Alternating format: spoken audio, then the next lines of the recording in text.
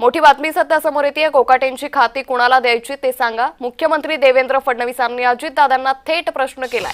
हायकोर्टाने स्थगिती दिली तरच कोकाटेंचं मंत्रिपद वाचू शकतं। त्यामुळे कोकाटेंसंदर्भात आणखी एक मोठी अपडेट सध्या समोर येते। मुख्यमंत्री देवेंद्र फडणवीसांनी अजित पवारांना हा थेट प्रश्न केल्याचं पाहायला मिळतंय।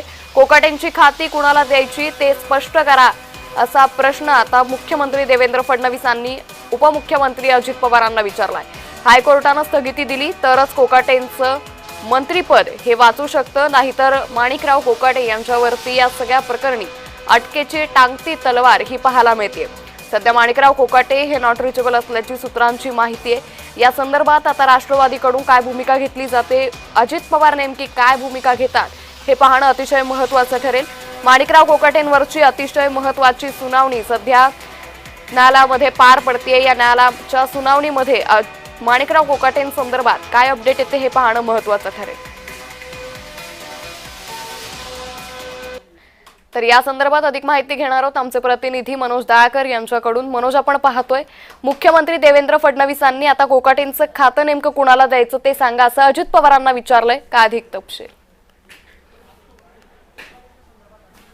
नक्कीच आपण या ठिकाणी बघितलं उपमुख्यमंत्री अजित पवार यांनी मुख्यमंत्री देवेंद्र फडणवीस यांची वर्षा निवासाने भेट घेतली होती आणि या भेटीमध्ये आपण बघितलं कोकाटे संदर्भात म्हणजे मंत्री माणिकराव कोकाटे संदर्भात यामध्ये चर्चा झालेली होती। कारण की सदनिका गैरव्यवहार प्रकरणामध्ये मोठा गुन्हा हा आता आपण बघितलं माणिकराव कोकाटेंवरती दाखल झाला। टांगती तलवार ही माणिकराव कोकाटेंवरती आहे आणि त्यांना कधीही अटक होऊ शकते आणि त्या संदर्भात आपण बघितलं मुख्यमंत्री देवेंद्र फडणवीस यांच्यासोबत या ठिकाणी उपमुख्यमंत्री अजित पवार यांची चर्चा झाली आणि त्यामध्ये मुख्यमंत्र्यांनी थेट विचारलं की कोकाटे खाती कोणाला द्यावी ते सांगा आणि मुख्यमंत्री देवेंद्र फडणवीस यांना थेट अजित पवार यांना प्रश्न केलेला आहे। तसंच आपण बघितलं हायकोर्टाने स्थगिती दिली असली तरी कोकाटेंचे मंत्रिपद हे वाचू शकत नाही आणि या ठिकाणामध्ये तसे झाल्यास कोकाटेंचे खाते कोणाला द्यायचे ते सांगा असे मुख्यमंत्री देवेंद्र फडणवीस यांनी वर्षावरील बैठकीमध्ये सांगितले। त्यामुळे मोठा या ठिकाणी आपण बघितलं तर या ठिकाणी मुख्यमंत्री देखील या ठिकाणी मध्ये पडू शकत नाही, कारण कोर्टाने जो निर्णय दिला आहे त्यावरतीच आता निश्चित ठरणार आहे की कोकाटेंचं मंत्रिपद वाचू शकते की नाही। कारण की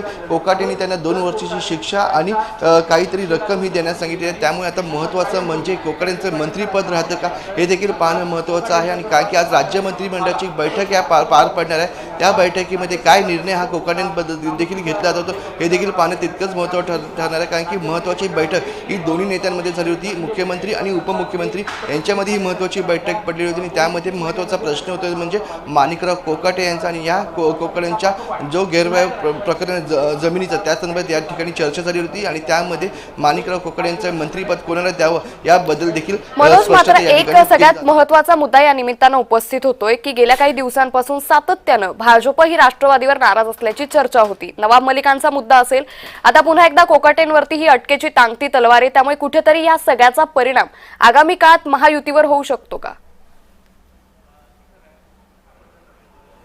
नक्कीच आपण या ठिकाणी बघितलं तर महायुतीमध्ये काही दिवसांपासून अनबंदी आहे आणि त्यामध्ये राष्ट्रवादी पक्ष म्हणजे महायुती म्हणजे राष्ट्रवादी पक्ष हा वेगळा, कारण की या ठिकाणी बैठकीला देखील अनुपस्थित राहते। नवाब मलिक यांच्या मुद्द्यावरून हा प्रश्न आपण बघितलं भाजप सातत्याने या ठिकाणी विरोध करत आहे आणि त्यामध्ये काय होतं कारण की आता महानगरपालिकेच्या निवडणुका आहेत आणि त्या संदर्भात आपण बघितलं तर महत्त्वाचा प्रश्न आणि त्यानंतर आता माणिकराव कोकाटेंचा हा प्रश्न जो जमीन घोटाळ्याचा प्रश्न आहे त्या संदर्भात देखील कोर्टाकडनं निर्देश जे आहेत त्यावरती त्यांचं मंत्रिपद हे अवलंबून आहे। त्यामुळे आपण बघतो महायुतीमध्ये कुठेतरी अनबन या ठिकाणी पाहायला मिळते। तसंच शिवसेनेबद्दल आपण देखील म्हटलं तर जे एकमेकांचे मंत्री घेत होते त्यामध्ये देखील मोठी तुटता आपण या ठिकाणी बघितलं महायुतीमध्ये दिसून आलेली होती आणि त्यानंतर या ठिकाणी माणिकराव कोकाटेंबद्दल तर महत्त्वाची चर्चा केली जाते। गैरव्यवहार प्रकरणी जमीन घोटाळ्या प्रकरणी या ठिकाणी आपण बघितलं तर त्यांच्यावरती कोर्टाचा जो निर्देश येणार आहे त्यावरती आता त्यांचं मंत्रिपद आहे ते निश्चित होणार आहे। कारण की या ठिकाणी माणिकराव मुख्यमंत्री यांनी थेट बोलले की कोकाटे यांचं मंत्रिपद हे कोणाला द्यायचं, त्यामुळे आता